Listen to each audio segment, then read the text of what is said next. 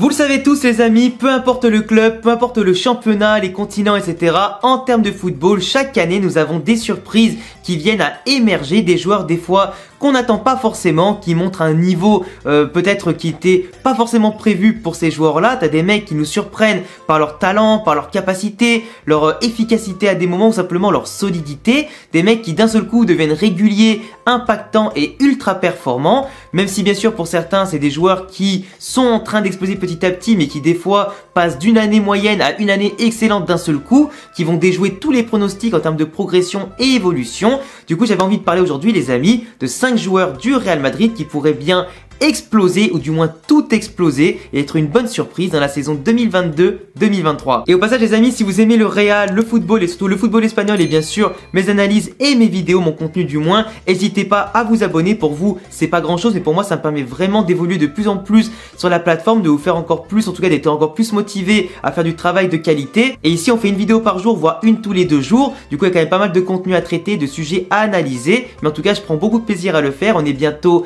40 000 abonnés, ça me fait super plaisir. Du coup en route vers les 40 000 et pourquoi pas d'ici fin août si vous êtes trop fort vers les 50 000, même si bien sûr je pense qu'on atteindra plutôt ça en 2022. Alors déjà pour moi le joueur qui doit tout niquer cette saison, mais quand je dis qu'il doit tout exploser et qui doit être la surprise, la très bonne surprise bien sûr, mais si ça en a été une pour la deuxième partie de saison du Real Madrid cette année 2021-2022, c'est Camavinga. Camavinga, il peut passer aujourd'hui les amis d'un statut de remplaçant, de premier ou deuxième remplaçant du Real à pourquoi pas peut-être dans l'année titulaire. Le mec a tout ce qu'il faut en termes de talent, physique, compréhension du football, volume de jeu, il se donne à 100%, il a une capacité à répéter les efforts, une capacité aussi à se canaliser qu'on a vu de plus en plus dans l'année, à faire des rentrées impactantes, ou là où Ancelotti par exemple quand il était titulaire, lui reprochait son agressivité qui était mal dosée, mal contrôlée, qui lui valait des fois de prendre des jaunes et du coup de sortir à la mi-temps pour éviter que le Real soit dans la mouise. On a vu qu'il se contrôlait de mieux en mieux en fin de saison, qu'il était de plus en plus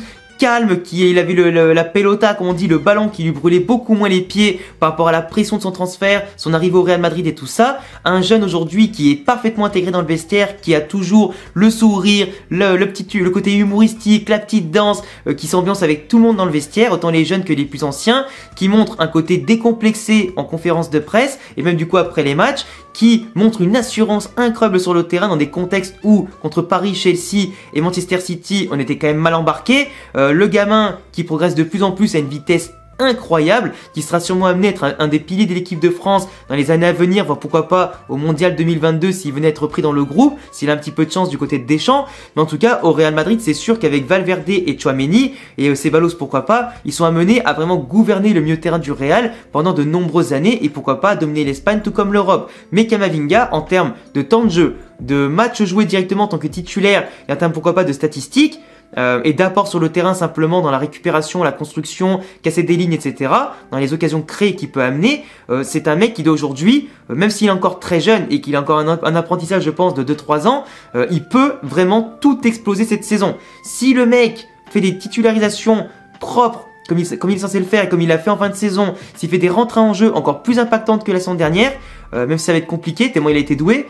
pour moi il peut vraiment s'imposer titulaire et vraiment rentrer dans une rotation en mode c'est le titulaire et les autres on verra après. Et vraiment il a tout le temps et le talent pour le faire et cette saison pourquoi pas ce serait la confirmation. Vinicius Tobias, alors pour l'instant lui il a une place d'extra-communautaire en tant que Brésilien qui est débarqué du coup depuis l'hiver dernier. Il va jouer avec le Castilla en premier, il est encore jeune, 18 ou 19 ans je sais plus, mais en tout cas pour l'instant les places d'extra-communautaire sont prises par Vinicius, Militao et Rodrigo. Vinicius et Rodrigo qui devraient avoir leur passeport espagnol peut-être à la fin de l'été ou début de la saison, du coup ce qui permettrait dans la saison à Ancelotti d'appeler Vinicius Tobias qui serait bien sûr inscrit sur la liste de la Liga avec le Real tout comme avec le Castilla en 3ème division, pour lui permettre de pourquoi pas le prendre, apporter de la concurrence à Carvajal et à Odriozola qui vont du coup être là en présence des arrière droits titulaires et remplaçants. Mais Vinicius Tobias qui apparemment satisferait beaucoup Ancelotti, impressionnerait beaucoup Ancelotti, qui voit en lui un excellent latéral droit très offensif, qui est très précis dans les passes, qui est très bon dans les débordements, qui est rapide, solide dans les duels, qui a une bonne qualité de passe et de volume de jeu et de répétition des efforts, et qui surtout peut être intéressant aussi dans les dribbles et la percussion. C'est un mec qui peut être utile pour étirer les blocs, pour des fois aussi percuter, et avec son centre qui est très précis. Donc pour moi, même s'il y a encore beaucoup à apprendre sur le plan défensif, Ancelotti voudrait en faire en quelque sorte son Marcelo du côté droit. Quelqu'un qu'il faudra polir, affiner, développer tactiquement aussi. Techniquement c'est déjà pas mal et physiquement aussi, mais surtout tactiquement il faudra le compléter, et ça viendra avec le temps, avec les joueurs de l'effectif qui pourront l'aider, ou avec un grand coach comme Ancelotti. Mais Vinicius Tobias qui va faire ses gammes au Castilla, qui va devoir prendre son mal en patience, qui est encore très jeune, mais qui peut être vraiment une très bonne surprise à l'avenir ou même à très court terme, et qui est déjà en train d'impressionner tout le monde à l'entraînement pendant la pré-saison. Et à mon avis, on va déjà le voir jouer pendant la pré-saison, et ça peut être intéressant. Parce qu'on sait que Carvajal a besoin de vraie concurrence à son poste. Odriozola c'est encore un peu léger, mais d'ailleurs on va en parler maintenant pour faire une petite transition sympathique. Odriozola qui peut aussi être une bonne surprise. Le gars, quand il est venu de la Sociedad au Real Madrid, c'était quand même un très bon espoir espagnol, qui faisait de très belles saisons à la Sociedad, qui défensivement, offensivement faisait des choses très intéressantes. Il marquait des buts, il faisait beaucoup de passes D, il défendait bien, il faisait pas forcément beaucoup d'erreurs. Il aidait la Sociedad à atteindre les objectifs qui s'étaient fixés. Le mec jouait régulièrement, il était pas forcément le plus éblouissant du monde, mais en tout cas pour moi il avait le potentiel de venir au Real pour s'y imposer petit à petit, tout comme Carvajal quand on l'avait monté en équipe première, il était encore assez frêle, mais il a dû partir à Leverkusen avant de revenir et tout exploser. Donc pour moi Odriozola, il lui fallait juste un peu de temps de jeu et de régularité, et malheureusement il s'est mangé la période de transition du Real Madrid post-Cristiano et post-Zidane, et il s'est surtout mangé beaucoup de pression à ce moment-là où le Real peinait à retrouver un peu les sommets à tous les niveaux, au niveau du football et des titres, même si on a remporté des titres l'année d'après, de son arrivée. Mais globalement, lui, il a fait beaucoup d'erreurs que les supporters ne lui ont pas forcément pardonné. Du moins aussi que Zidane et les différents entraîneurs lui ont très peu pardonné. Du coup, a fait fondre son temps de jeu comme neige au soleil, et qui a du coup poussé à devoir partir d'un côté du Bayern Munich, où même là-bas, il a très peu joué à cause du manque de confiance, etc., manque de régularité, et le fait que quand t'as passé un mauvais moment au Real Madrid, que t'as pris ton mal en patience, que c'était le club de tes rêves et que malheureusement t'as échoué, forcément mentalement comme physiquement t'as un peu touché, et du coup Bayern Munich,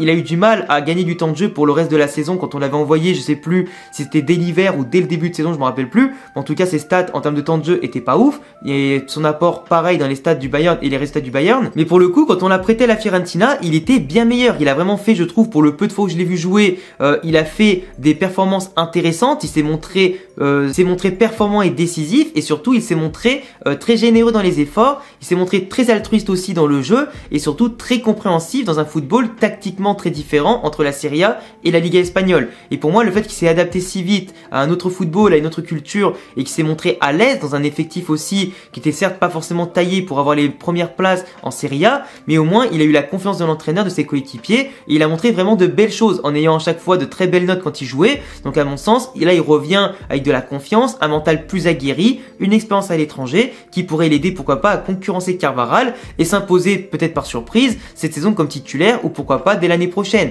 Mais ça peut être intéressant. Eden Hazard, les amis, bien entendu, fallait qu'on en parle, parce que celui-ci qui a prôné durant la célébration de la Liga et Ligue des Champions du Real Madrid l'été dernier, du moins début de l'été, qu'il allait revenir à son sommet, au meilleur niveau. Il a promis aux supporters qu'on verra enfin pour sa 4e saison le vrai Eden Hazard, après 3 ans minés par les blessures, par des fois les prestations fantomatiques, la prise de poids, la mauvaise hygiène de vie, le mauvais rythme de vie, etc. Donc Eden Hazard qui a promis de redevenir celui qu'il était à Lille ou à Chelsea du moins, on attend de voir. Si Eden Hazard revient à son meilleur niveau, qu'il pousse Ancelotti à changer le système et du coup le schéma tactique pour s'adapter à lui, pour qu'il puisse en tout cas régner au milieu de terrain, ou du moins sur la phase offensive, pour donner des caviars à Vinicius, à Benzema, du moins les autres attaquants, et aider à la création, tout comme tout simplement à dominer l'ensemble du football, et à des fois exploser les défenses adverses qui sont regroupées, ou des fois qui vont lui laisser les espaces qu'à l'époque il s'amusait à rentrer dedans pour tout exploser avec des gauches-droites, des petits crochets, des décalages, des finitions parfaites.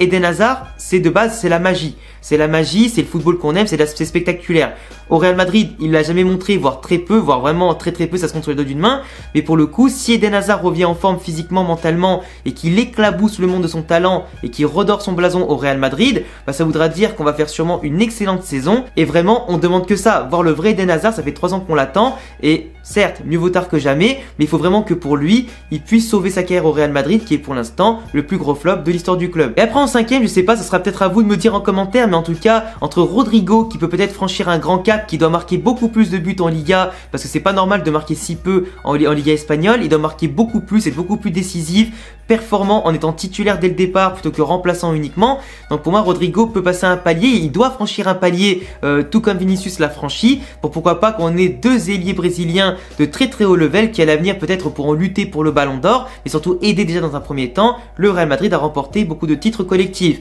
Après, on peut mettre d'autres surprises. Moi, Tchouaméni, certains parleront peut-être de surprise, mais moi, Tchouaméni, je suis tellement confiant en ses capacités techniques, tactique et physique qui va s'imposer très rapidement au Real Madrid, que pour moi s'il s'impose dès la première saison au bout de quelques mois, ce sera pas une surprise. Allez, si je peux à la limite rajouter une surprise pour la vidéo, ce sera pas Borja Mayoral qui à mon sens sera peut-être pas conservé par le Real Madrid en tant que doublure de Benzema, mais peut-être plutôt Juanmi Latassa qui est de base l'attaquant type du Castilla en 3ème division, qui est très régulier aux côtés de Raúl et très performant à ses côtés. Mais Latassa, de tout ce que j'ai déjà dit sur lui dans une vidéo qui a été dédiée à son sujet, vous pourrez la retrouver sur la chaîne notamment, et tout ce qu'il peut peut-être en ce moment faire durant la pré-saison, ça peut l'aider par rapport à son gabarit et son profil qui est complémentaire à celui de Benzema et qui peut être aussi très puissant en termes de potentiel, peut beaucoup aider l'équipe quand Benzema aura besoin de souffler, apporter autre chose, un football intéressant qui pourrait même aider autant Vinicius que Rodrigo et les autres à progresser, car il peut très bien combiner avec eux avec un profil comme je disais qui est différent de Benzema, qui n'a pas cherché forcément à créer du jeu mais qui peut être un parfait point d'appui pour ouvrir les espaces et aussi attirer à lui les défenseurs, et du moins qui peut être aussi très bon à la finition avec un 1m91 très utile sur coup de pied arrêté et offrir pourquoi pas au Real Madrid et une diversité tactique intéressante. Il est encore tout jeune, il est encore tout frais et croyez-moi, retenez bien son nom parce que s'il joue un petit peu avec Ancelotti, on va en entendre parler. Donc voilà les gars, c'est tout pour cette vidéo des 5 ou 6 en tout cas surprises qu'on pourra voir tout au long en tout cas de la saison peut-être du Real Madrid en 2022-2023. J'espère que cette vidéo vous a plu, j'essaie de détailler un maximum mon avis pour chaque joueur. N'hésitez pas à me dire en commentaire quelle sera pour vous la plus grande surprise de la saison du côté du Real Madrid ou les plus grandes surprises, les joueurs du moins sur lesquels vous misez le plus et qui peuvent peut-être vous surprendre. N'hésitez pas à vous abonner, cocher la cloche, me follow sur tous les réseaux qui s'affichent ici comme Twitter et Instagram et Twitch, tous les liens en description. Et puis à bientôt les amis pour prochaine vidéo. Ciao!